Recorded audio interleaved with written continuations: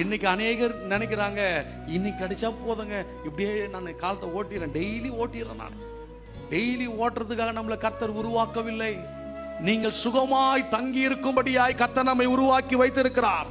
நிறைய நேரத்தில் நம்ம இருதயமே நம்ப மறுக்குது.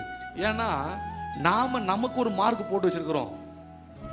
நான் கஷ்டப்பட்டு தான் ஆகணும், நான் சந்தோஷமா இருக்கவே கூடாது, என்னுடைய வேலை என்ன, என்னுடைய படிப்பு என்ன, என்னுடைய சம்பாத்தியம் என்ன, நான் எங்க சுகமா இருக்கிறது, ஏதோ வர்றதே செலவு பண்ணிட்டு அப்படியே நான் ஓட வேண்டியதுதான் என்று அநேகர் அவங்க தீர்மானம் பண்ணி வச்சிருக்கிறாங்க. முதல்ல அந்த பொய்யிலிருந்து வெளியே வரணும்.